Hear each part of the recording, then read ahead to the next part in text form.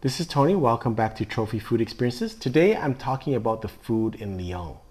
So Lyon is the third largest city in France behind Paris and Marseille. Lyon is a heaven for foodies.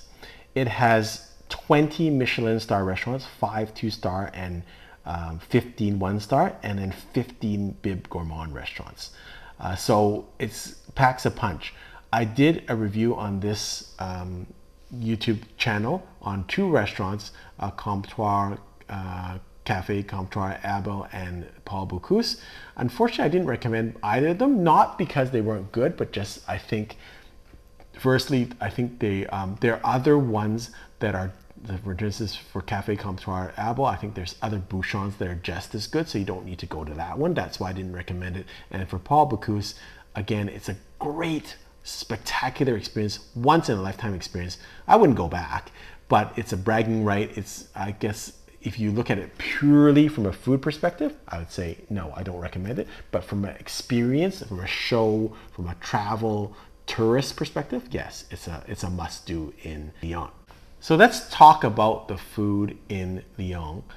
They've got a couple of things that are famous for. They are famous for their praline, and they have these praline buns. Their pralines are kind of done in dyed in a pink color, and that's kind of just something that's passed down, localized from Lyon. So that's something that you should try. These praline buns are very, very sweet. They're very delicious, but they're huge, and so have that. The other thing is that's very typical is to go to a bouchon, which I went to, Cafe Comptoir Abel. The food was okay, but probably don't have to go to that bouchon particularly. So bouchons are famous in Lyon. It's kind of hearty food for the workers, the silk workers and things like that in Lyon. And so what they do is they don't waste food. So they take all the different parts of an animal, and so they use that in the dishes. And so they're very hearty dishes, classic dishes, probably not great for vegetarians, probably not great for people that are not adventurous, because they use kind of liver, intestines, pig ears or whatever, and every part of the animal. Having said that, what we had there was pretty basic fare. It was Lyonnaise salad, it was a chicken with mushrooms, and then what they call a quenelle. So quenelle is basically a fish flavored dumpling, which is kind of popular in Lyon. And then of course I went to Paul Bocuse. Paul Bocuse is, again, the 2-star Michelin restaurant now. It used to be 3-star. They lost their star when Paul Bocuse passed away, and again, I have a very long video on that. It's a total experience. Having said that, if you're going to book to Paul Bocuse, reservations you need to make in about a year in advance. They recommend 8 to 10 months. I made mine a year in advance. It is an experience, but it's going to run you a minimum probably €200 a person without wine. So it's going to be an expensive dinner. In terms of dress code, I dressed up, but a lot of people were kind of business casual.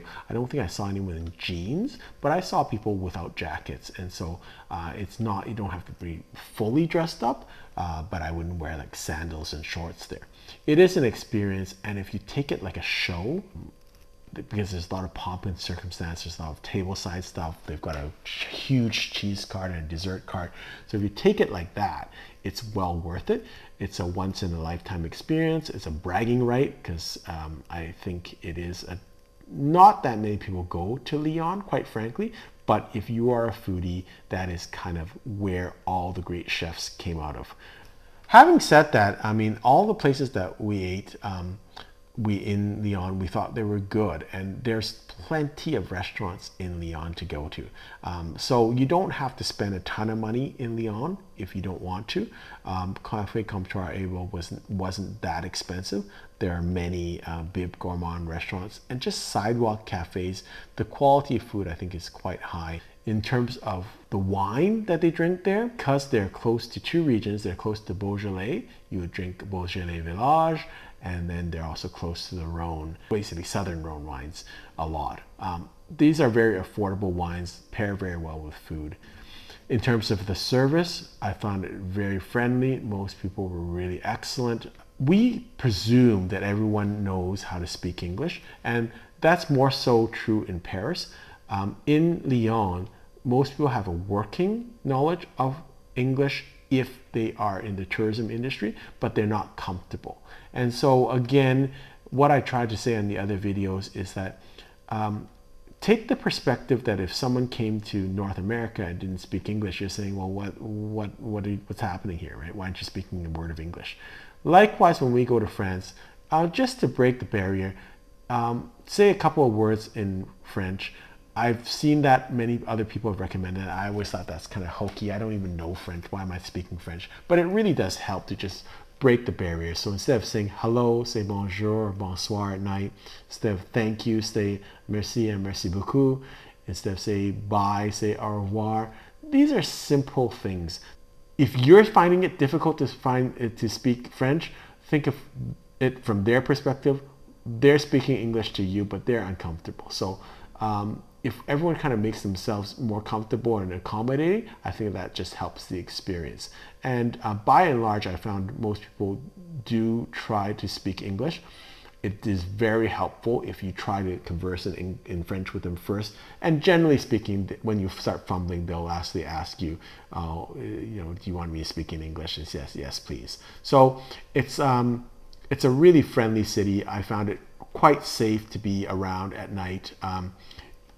Especially in the tourist areas, there was no problem. And so very vibrant and very walkable city. From our hotel in near the Intercontinental to the Old Town, about 15-minute walk. You could potentially walk up to the Fourvière Hill. I think it's like a 30-minute walk.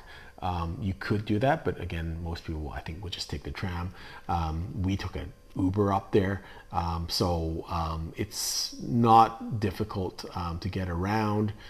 It is one of the cities that still has big enough to have Uber. Some of the cities in France that are a little bit smaller, Uber is non-existent, and even taxis are difficult to find. So, it's still got that nice charm of a city. So. It's a great eating place, and the other one that we did not have a chance to go to was there is a Paul Bocuse marketplace, which is kind of like equivalent to if you're in Vancouver, the Granville Market, except a little bit more high end. And that's kind of a nice place where you can get fresh oysters or some charcuterie or some cheeses. That's really a place that I wanted to visit, but just didn't have enough time to do so. Hope you've enjoyed this video. Until next time, happy eating.